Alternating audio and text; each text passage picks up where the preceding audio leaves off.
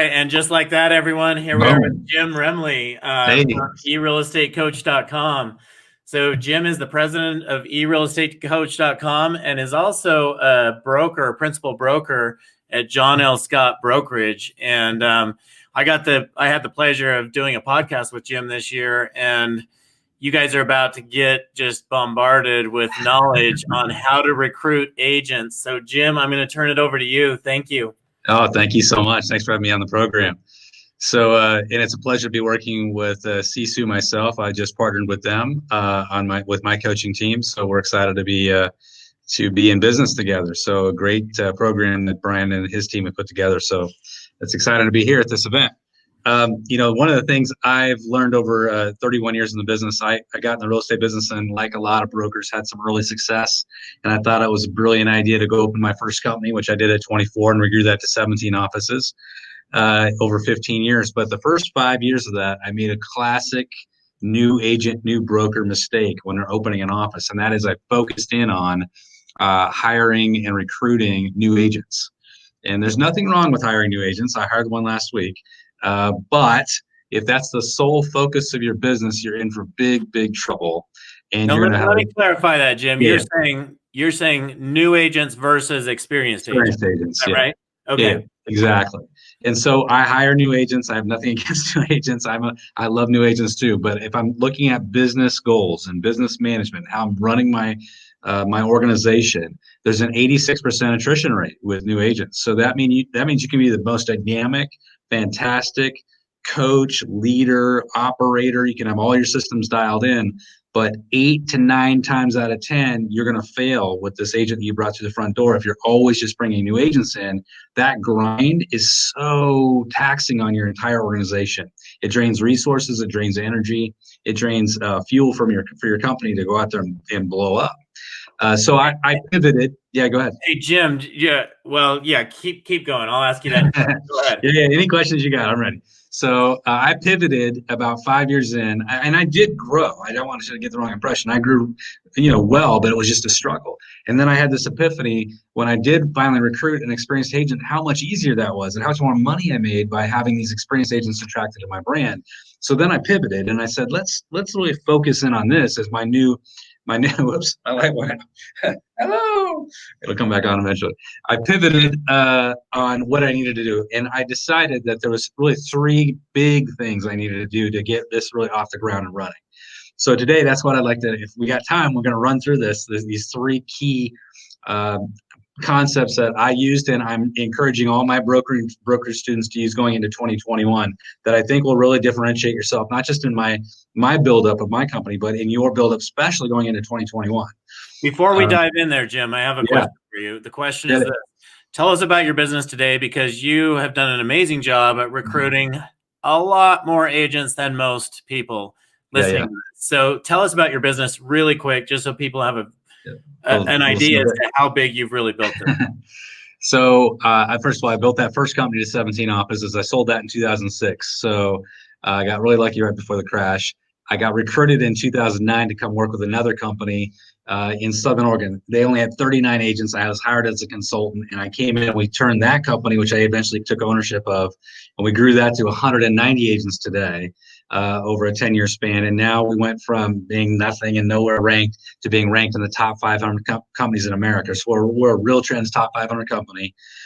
We have one of the best companies in America, and we're in a population base, guys, of 80,000 people. So we're on track to sell $1 billion of real estate in a population of town that has 80,000 people, right in Medford, Oregon, beautiful Medford, Oregon, right over the border from California. So that's $1 billion to 80,000 people. Now that you have our attention, tell us how we do this. So recruiting experienced agents. So number 1, first step, which has a lot of layers to it, but number 1 is I'm going to give you 7 quick things to realign your company. You got to realign your company around experience level. Recruit a strong, visible leader in the community. Strong, visible leadership means that you can't be secret. You can't be in the background. You got to be front and center. One of the biggest things I find in coaching brokerages is that the leader is faded to the background. The agents are front and center in the community, but the leader is not. You got to step forward. You got to be visible. One of the things that we've done is we hired a social media director in our company. Now, if you can't afford that, just turn somebody into that in your company now. And that is a person that walks around your office every single day, and they're taking pictures of your company, of you interacting with agents, of you coaching agents, of you outside talking to people. And it's showing that you're a dynamic, excited, engaged, and progressive leader in your company.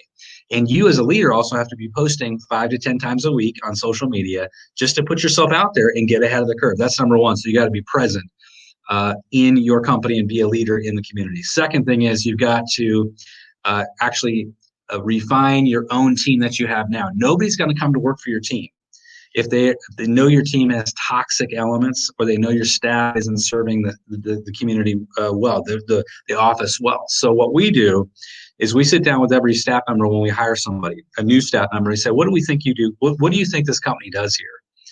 And they always are like, well, we sell real estate. And I said, no, we do not sell real estate here at this company.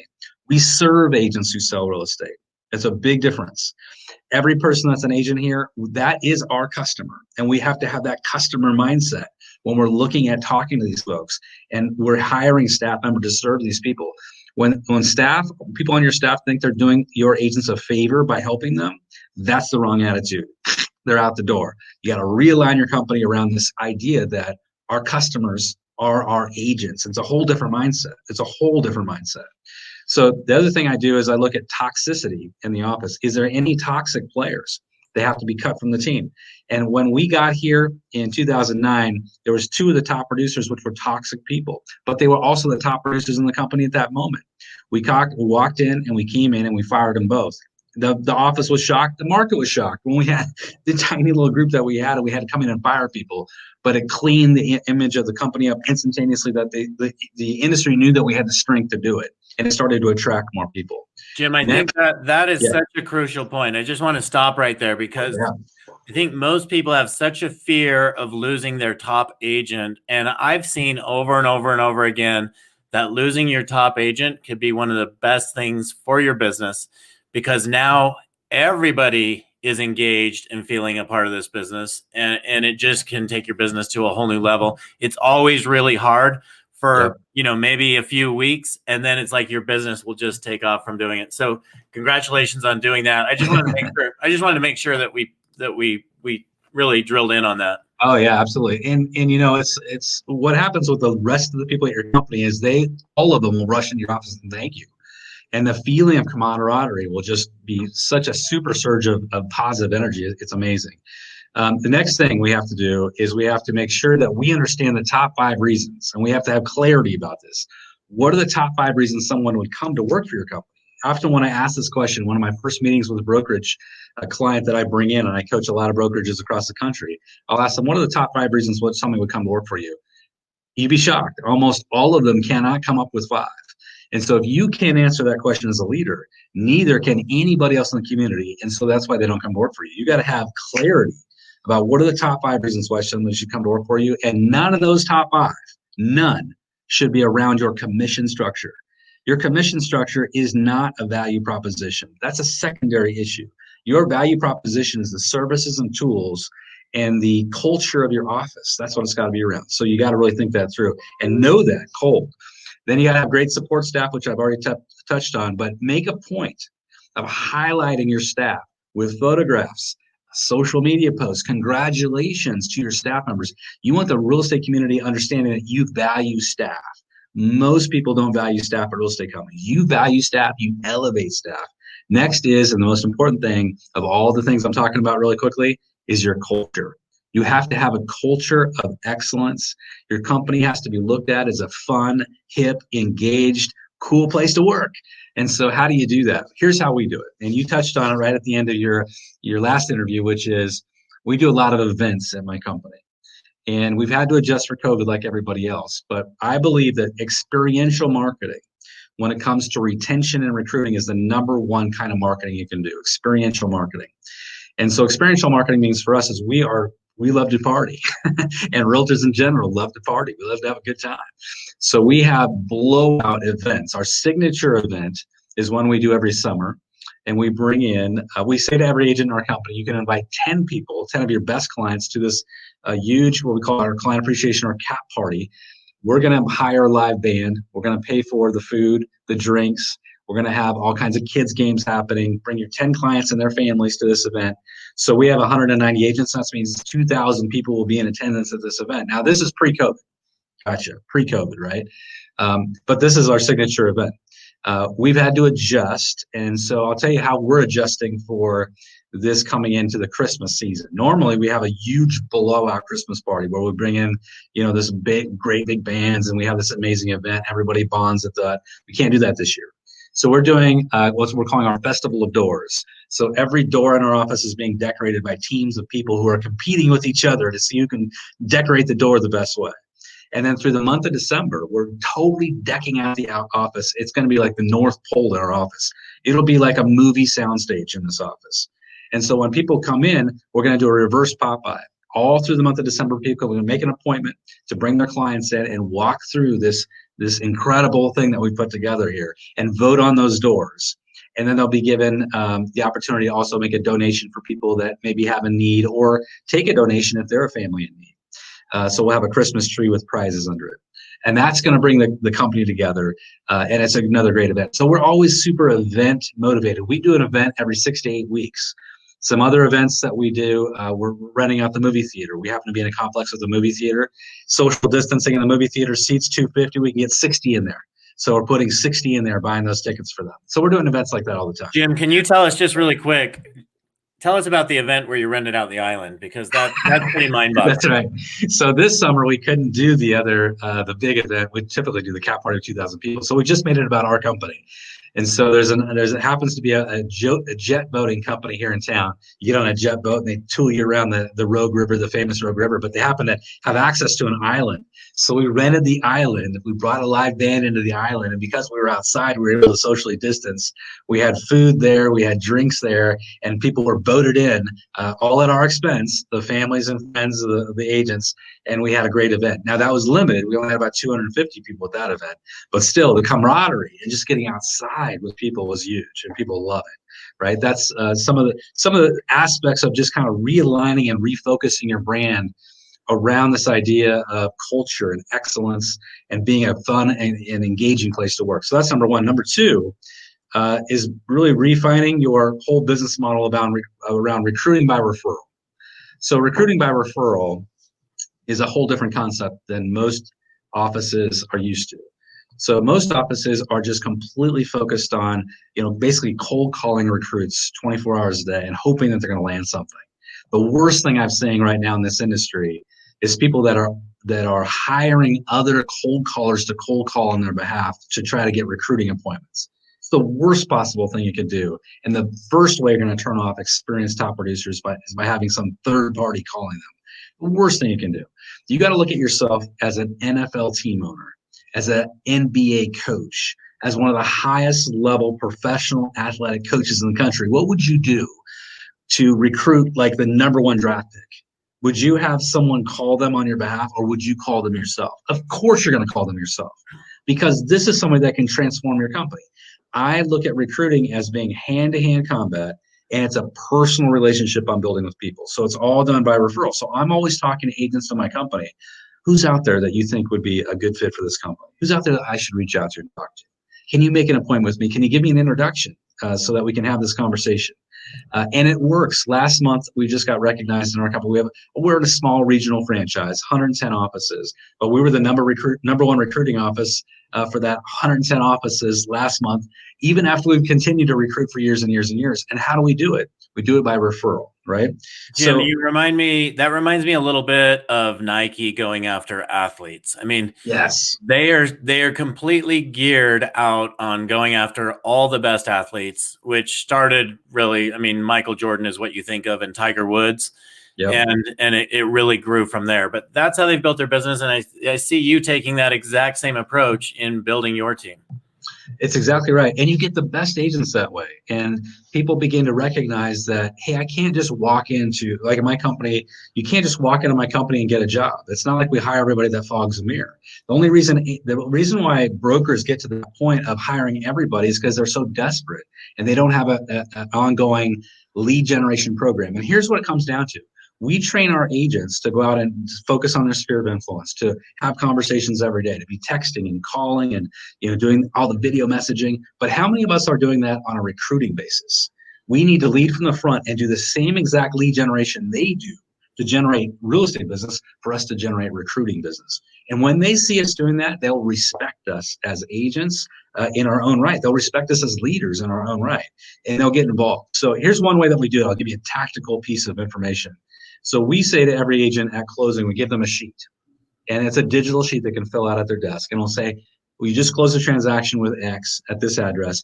What was that transaction like? Would you recommend that agent to join our company? What did you like most about working with that agent? They send that back, and it's a requirement for them to get paid to send that back, by the way. And if there's resistance, we say, remember, it's as much about you telling us who you want us to hire as it is about who you don't want us to hire. And that will motivate them to fill out that form, by the way.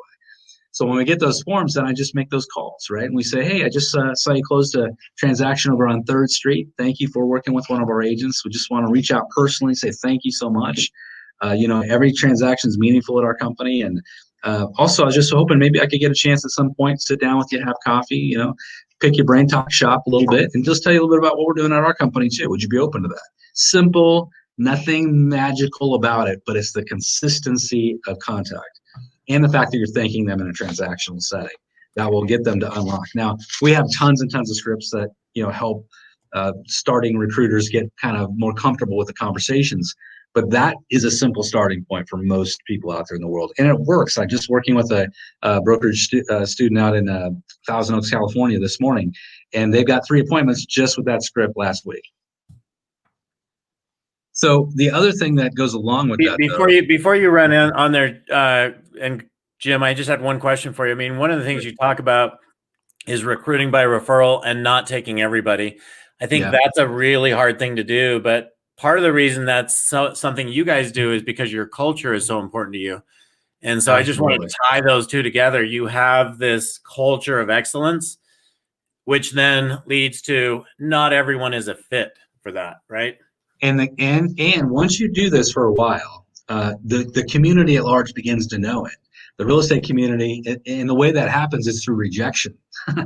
So I had somebody come in last week, and they interviewed here, and it wasn't a good fit. And I said, I don't think it's a good fit. So they got rejected. I guarantee you that they probably told everybody they were interviewing in our company because it's a privilege to even get the interview. So, but now they've been rejected.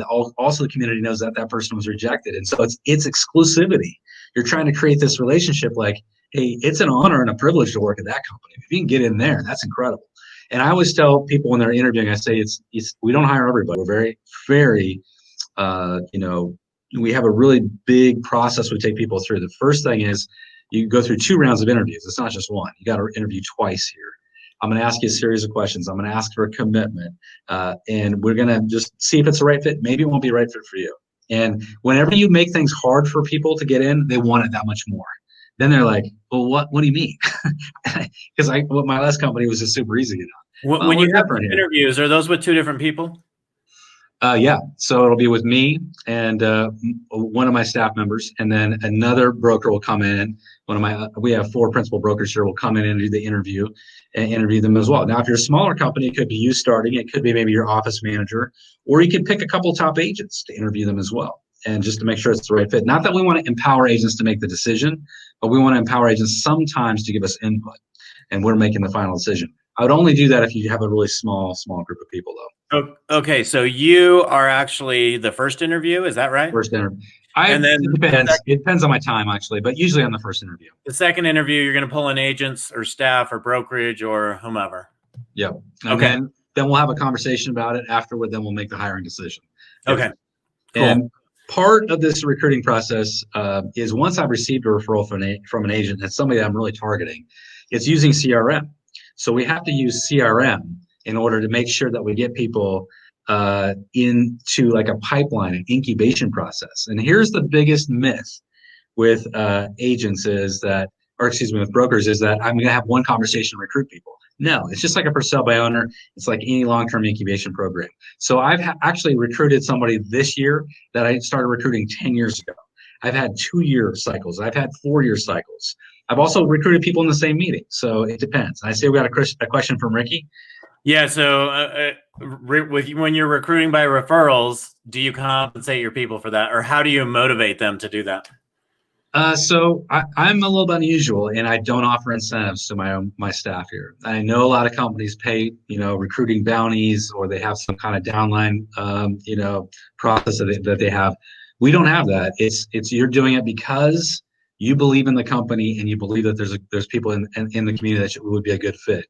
And our sell point on that, by the way, is we say we operate through economy of scale. When we're adding people, they're going to add listings, they're going to add buyers to the mix, which is going to add your personal bottom line. You will benefit from it. And we're going to be able to hire more staff. So because we have 190 agents, we have 18 full-time staff people that are serving our office. So we couldn't do that if we had 50 people. I couldn't do that if I had 30 people. We've been able to slowly add staff because we're adding into the recruiting pool. And that works because we have a full marketing department in our company. We have 4 people in a marketing department that all have degrees in marketing. We have 2 full-time sign guys that do nothing but put up signs. We have 2 full-time technologists that do nothing but help people with technology. All that comes because we've got a big pool to pull from. So while you're answering that question, I thought this one really fell into that same category. Just how many times you guys post per day on social to attract people like this? I'm encouraging that the leader themselves, the actual leader of the company, is posting 5 to 10 times a week. So that's either once or twice a day. And that's not necessarily on the company page, but that's about themselves. They're out there in the public, and we got to make sure, like anything, we're a public figure and that we're doing it in a proper way. And we're not, creating division. We're actually just inspiring people to maybe want to follow us or, maybe work for us. Remember, the first threshold people have to get through when they come to work for your company is they first have to like you as a broker. And that's why social media is so important in this process today, is that people get to know you through social media, and you want to make sure that you're doing a good job. On the brokerage pages, which, by the way, no one will go to organically. Nobody's organically going to go search out your Facebook page or your Instagram page. But those should be posted on once or twice a day as well, probably by staff or by yourself. But the most important part is you as a leader posting once or twice a day. Great question. And the other thing along these lines is not only using CRM, so we're putting people through an incubation platform, but also mixing up your styles. I'm not just calling people. I'm not just emailing people. I'm doing all kinds of things. I'm sending them mail. I'm sending them a personalized email messages. I may have them send them a video message from time to time. I may send them an audio snip. I may send them an invitation. So the key, like any kind of system that we're using, is every time I have a conversation with a potential recruit, I'm flagging them in my CRM for the next time I'm going to call them and what I'm going to call them about. And then when I talk to them at that time, I'm going to flag it for the next appointment, and just on and on and on, so that I'm building this relationship over time. But let me give you a really tactical approach right now that's killing for my students, my brokerage level students. We got a lot of them, but here's one of them. And that is the play on, especially going into 2021, the play on virtual desks versus traditional desks. So the conversation is, when you're talking to somebody, your potential recruit, you say, hey, since most of us are working remotely now, I'm just curious, have you ever considered a virtual commission plan? Because we built a really aggressive virtual plan at our company. I don't know if your company has one, but I'd love to sit down and kind of share with you how that looks. You're not a second-class citizen. We give you all the full tools and services and programs we have here, but it does give you a little bit of a bump in your commission, and it's pretty aggressive. I'd love to sit down and do a Zoom meeting with you. Nobody has to know. Just have a Zoom meeting, you and I can just show you how it works. Would you be open to that? That conversation's killing. And a little bit of a twist to that, because 60 to 70% of the agent base generally has kids. If you study it, most of them are educating their kids at school now because of virtual schooling. So the twist on it could be, hey, I'm just checking in. Are you kids in school? Are they doing virtual school now? So does that mean you're staying home more often? Have you ever considered a virtual commission plan? Because we built an aggressive one at our company. I'd love to share it with you if you don't have one at your company. That's a great, great, great conversation to have, and it really does open doors up for people. And I can give you another bonus one here. So here's another kind of fourth rail here that we're using right now for recruiting in the last quarter. So this is a time, by the way, the last quarter of the year and the first quarter of 2021 is the most likely time someone's going to make a move. People don't often make moves in the spring and summer as much. They still do, but not as much. It's usually fall and going into that first winter and then coming out in the first quarter.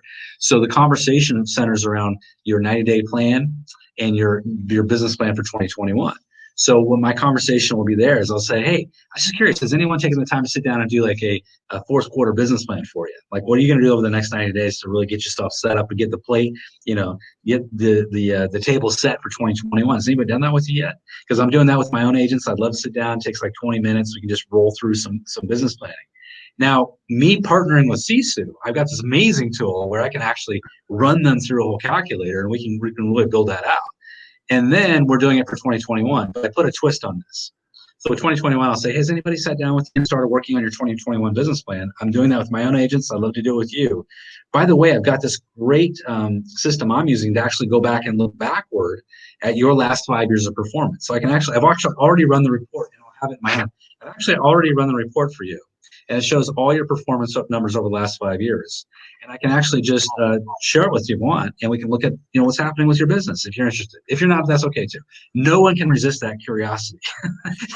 So without even having recruited somebody, you're actually helping them build their business. You're actually sitting down and say, let's map out your next year. I think that's I'm doing that. I'm doing that with people that I've already recruited, but I'm also doing that as a temptation, as a curiosity tool to get them in the front door to have that conversation with me. Yes, exactly. So it's working both ways. Yeah, I think that's awesome.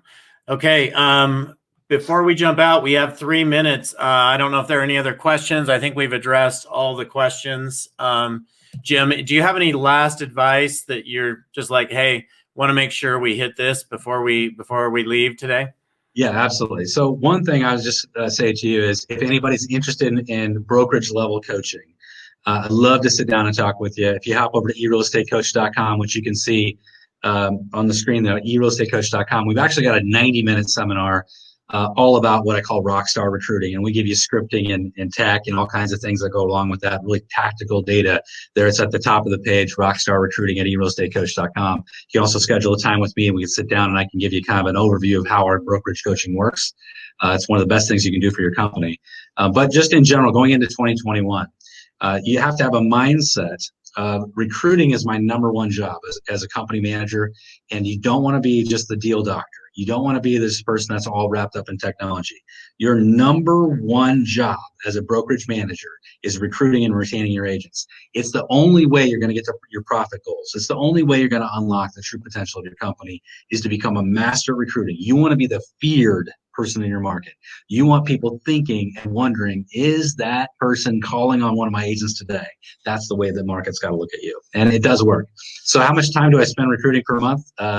Great question here.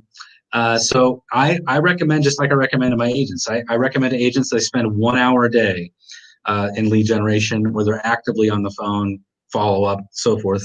And I recommend the same thing for my brokerage students, that you're in recruiting conversations for 1 hour a day. You're on the phone. So that's 4 hours, 5 hours a week, 20 hours a month in active recruiting lead generation activities. Great questions.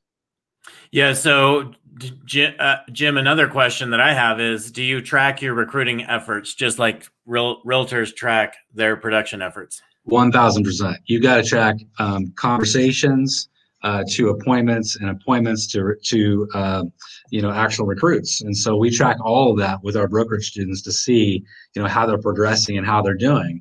The big point for everybody when they're starting this process is the actually making those calls. And it's the same thing your agents go through. And it's such a great analogy that if you can get through it, you're going to feel so strong and so powerful.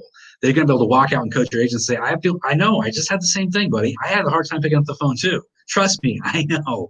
And when you can relate to that and you can speak to that, agents will respect you and they will help you with your process.